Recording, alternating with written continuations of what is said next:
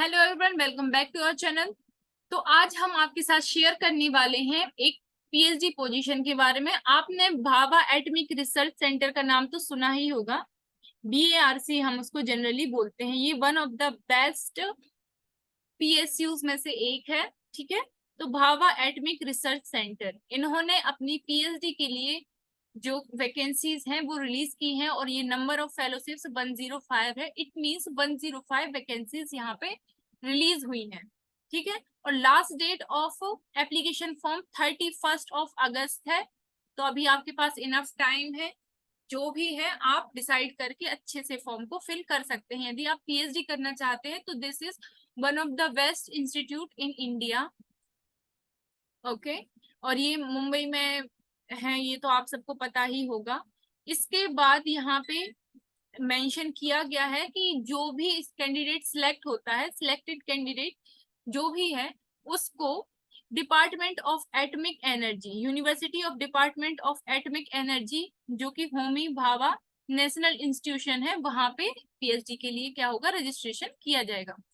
इसके बाद हम देख लेते हैं। चलो, आपने पीएचडी करने का सोच रहे हैं, लेकिन आप बोलोगे कि आ, इनके एरिया यदि मेंशन हो तो आप डिसाइड कर पाए इजीली। तो यहाँ पे इनके डिफरेंट डिफरेंट प्रोजेक्ट्स अलग अलग डिसिप्लिन में मेंशन है। यदि आप फिजिकल साइंसेज से बिलोंग करते हैं तो यहाँ पे इनके ये जो टॉपिक्स हैं वो यहाँ पे मेंशन किए गए हैं। यदि आप केमिकल साइंसेज से बिलोंग करते हैं तो यहाँ पे मेंशन किए गए हैं। यदि आप लाइफ साइंस से हैं तो यहाँ पे जाके आप देख सकते हैं। तो ये हो गए आपका इंटरेस्ट के एरिया क्या क्या हो सकते हैं और आप किस एरिया में इंटरेस्टेड हैं पीएचडी करने के लिए। इसके बाद हम देख लेते हैं एज लिमिट, क्योंकि ये भी पता होना जरूरी है। क्योंकि कई बार लोग चाहते तो हम पीएचडी करें, अच्छी जगह से करें, लेकिन एज क्रॉस हो जाती है। तो आप यहाँ पे देख सकते हैं कि सबसे पहले तो यहाँ पे मेंशन है कि जो भी एप्लीकेंट है वो इंडियन सिटीजन होना चाहिए। ठीक है। उसकी जो नेशनलिटी है वो इंडियन होनी होनी चाहिए। और इसके बाद जो एज है वो should be less than 28 years होनी चाहिए। इससे यदि ज्यादा या 28 ईयर्स ओल्ड यदि आप हैं तो आप एलिजिबल नहीं है। इससे कम एज होनी चाहिए।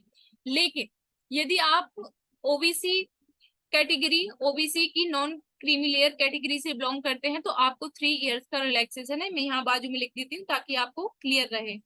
OBC, NCL, NCL means non creamy layers हैं तो आपको 3 ईयर का क्या है, एज रिलैक्सेशन है।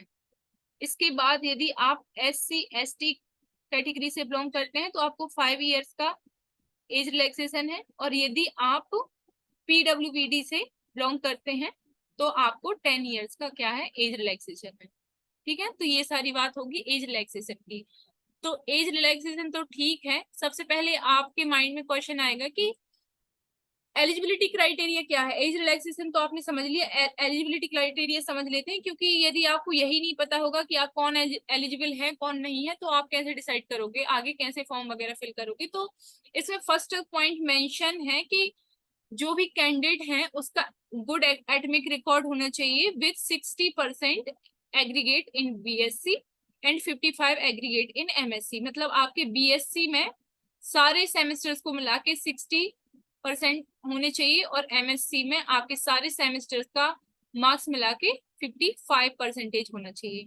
इसके बाद यदि कोई स्टूडेंट ऐसा है जो एमएससी कर चुका है, बस उसका रिजल्ट नहीं आया, अवेटिंग लिस्ट में है, तो वो भी अप्लाई कर सकता है। और जब भी उसका सिलेक्शन होगा तो उसको अपने डॉक्यूमेंट्स क्या है बाद में सबमिट करने होंगे।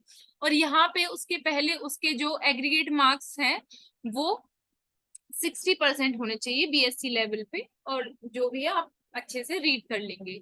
इसके बाद यदि कोई स्टूडेंट ऐसा है जो अपियरिंग है और इसके पास जेआरएफ में सिलेक्टेड है तो वो भी अप्लाई कर सकता है।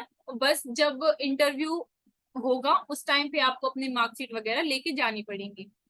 ओके। ये सारी चीजें होंगी कि कौन कौन। इसके बाद यदि बहुत सारे स्टूडेंट्स ऐसे हैं जिनका जो रिजल्ट है उनके कॉलेज में वो सीजीपीए या जीपीए में आता है, तो उनके कॉलेज में जो भी सीजीपीए से सीजीपीए से परसेंटेज में कन्वर्ट करने का एक फॉर्मूला होगा, उसके बेसिस पे आप अपने सीजीपीए को परसेंट में कन्वर्ट कर लेंगे और फिर अपने मार्क्स को फिल कर देंगे।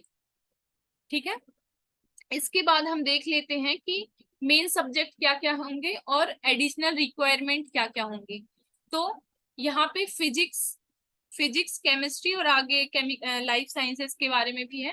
तो यदि आप फिजिक्स सब्जेक्ट से पीएचडी करना चाहते हैं तो आपका मैथमेटिक्स बीएससी लेवल पे मैथमेटिक्स एक कोर्स जरूर होना चाहिए।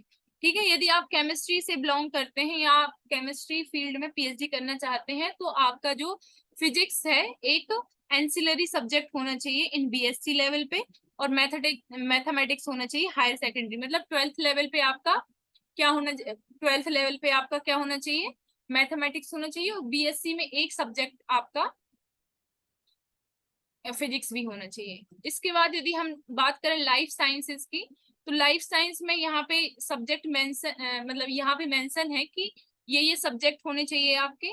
यहाँ पे ये सब्जेक्ट मेंशन है क्योंकि लाइफ साइंस अपने आप में एक बहुत ही वाइड एरिया है, तो यहाँ पे ये मेंशन किए गए हैं यहाँ पे। और साथ ही साथ यहाँ पे लिखा है कि जब एमएससी तो आपका लाइफ साइंस है, लेकिन आपका बीएससी लेवल पे एक सब्जेक्ट या तो आपका फिजिक्स होना चाहिए, या तो आपका केमिस्ट्री होना चाहिए, या तो आपका बायोकेमिस्ट्री होना चाहिए।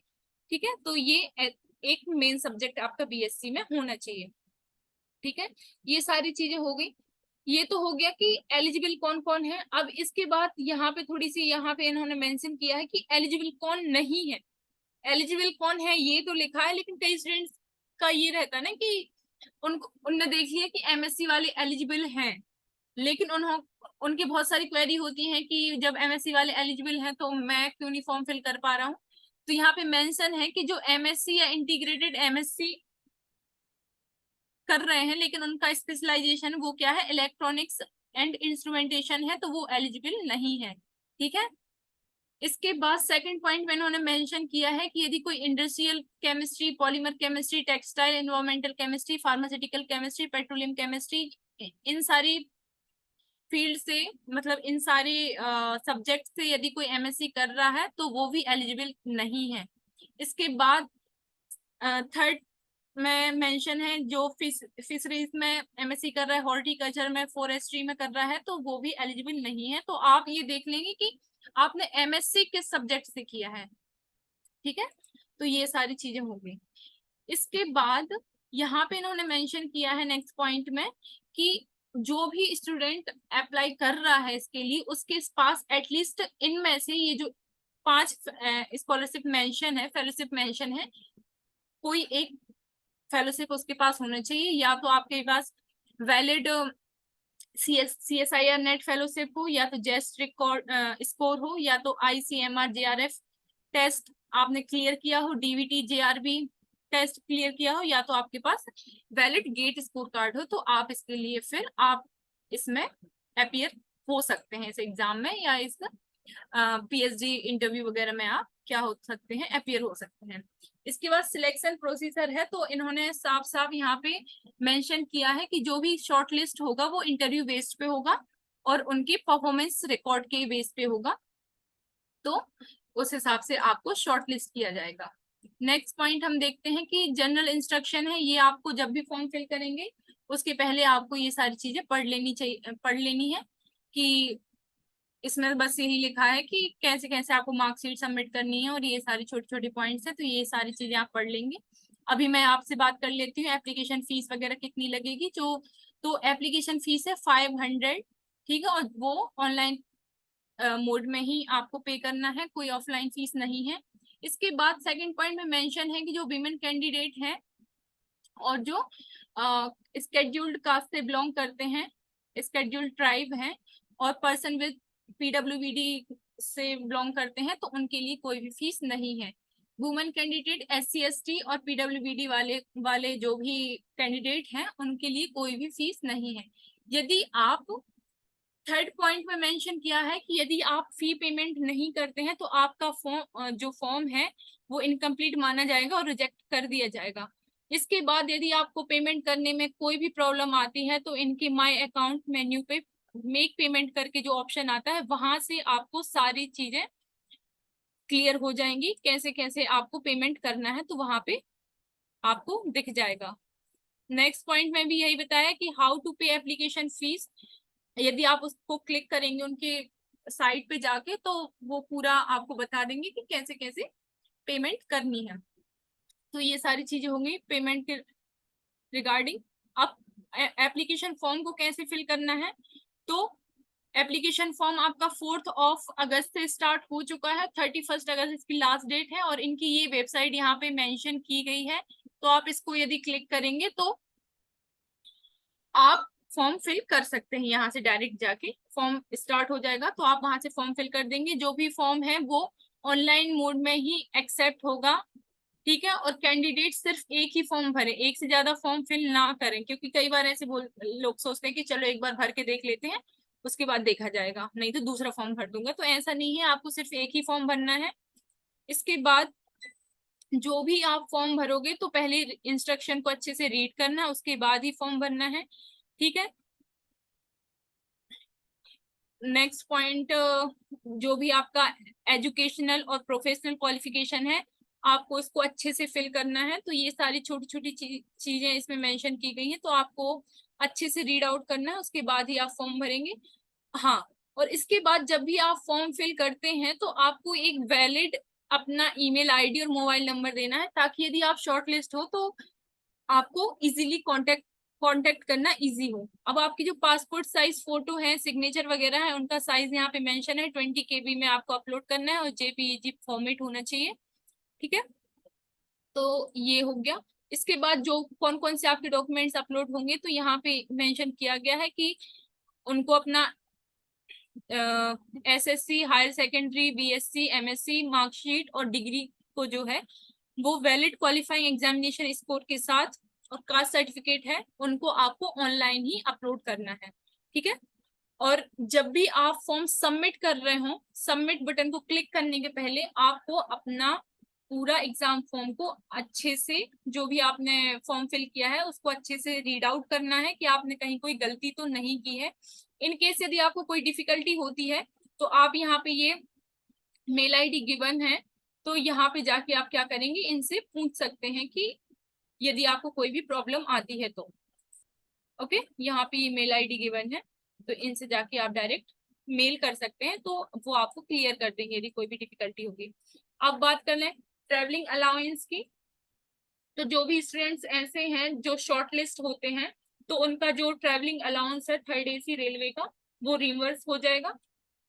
तो ये जो आपका शॉर्टेस्ट रूट है उसका जो फेयर है वो आपको क्या हो जाएगा, आपको रिम्बर्स हो जाएगा, मतलब आपको मिल जाएगा, ठीक है। फेलोशिप का टेन्योर देख लेते हैं, फेलोशिप का टेन्योर क्या है। तो यहाँ पे आपको मेंशन किया गया है कि जो जूनियर रिसर्च फेलोशिप है, जेआरएफ है, इसके लिए 31,000 पर मंथ की फेलोशिप मिलेगी फॉर 2 इयर्स के लिए। इसके बाद जब जेआरएफ से आप एसआरएफ में कन्वर्ट करते हैं आपको, तो इसके पहले आपका परफॉर्मेंस रिकॉर्ड देखा जाएगा, उसके बाद आपको 35,000 पर मंथ आपको क्या मिलेगा, फेलोशिप मिलेगी, और हॉस्टल वगैरह आपको मिलेगा। कंटिजेंसी ग्रांट है वो 40,000 पर ईयर आपको मिलेगा, कंटिजेंसी अमाउंट, मतलब यदि आप कोई बुक्स खरीदते हैं, स्टेशनरी वगैरह का सामान खरीदते हैं, या जो भी चीजें आपकी रिसर्च में नीड होंगी, तो उसके लिए आपको 40,000 आपको मिलेगा। एकोमोडेशन की बात कर लें तो हॉस्टल आपको प्रोवाइड कराए जाएंगे। यदि किसी केस में यदि आपको हॉस्टल प्रोवाइड नहीं कर पा रहे हैं तो यहाँ पे एकोमोडेशन ग्रांट आपको मिलेगा। तो ये सारी चीजें होंगी, आई होप आपको अच्छे से समझ में आया होगा। और इसके बाद अब हम देख लेते हैं जल्दी से एक बार कि क्या क्या चीजें हैं, लास्ट डेट क्या है। और ये फॉर्म जो है वो 4 तारीख से स्टार्ट हो चुका है, 31 अगस्त लास्ट डेट है। इंटरव्यू आपका टेंटेटिव डेट है सितंबर और अक्टूबर में आपका इंटरव्यू स्टार्ट होगा। ये कुछ इंपॉर्टेंट नोट्स हैं कि जो आपका एप्लीकेशन फॉर्म है, इसमें जो सिग्नेचर हैं और आप लोग फोटोग्राफ हैं वो अच्छे से आपको फिल करना है। फीस रिसीप्ट, जो प्रिस्क्राइब फीस है वो आपको अच्छे से फिल करनी है, एक बार चेक करना है कि सबमिट हो गई है या नहीं, क्योंकि कई बार हम सबमिट तो कर देते हैं लेकिन आगे का देखते नहीं है, तो ऐसे फॉर्म कैंसिल हो जाता है। अब इसके बाद यदि आपका जो भी स्क्रीनिंग होगा या इंटरव्यू होगा, तो आपको इनकी जो वेबसाइट्स हैं इसको विजिट करते रहना है, ताकि आपको जो भी अपडेट है वो टाइमली मिलता रहे, ठीक है। इसके बाद हम देख लेते हैं हाँ, और जो भी है फॉर्म फिल करने के पहले आपको पूरा फॉर्म अच्छे से रीड करना है। ठीक है, इनकी ऑफिशियल वेबसाइट पे जाएंगे तो आपको सारी इन्फॉर्मेशन वहां से मिल जाएगी। यदि कोई भी डाउट होता है तो आप हमसे डायरेक्टली कांटेक्ट कर सकते हैं, और इस पे यदि आप कमेंट कर देंगे तो हम आपको तुरंत ही रिप्लाई कर देंगे। Okay, this is all from my side, thank you so much for watching.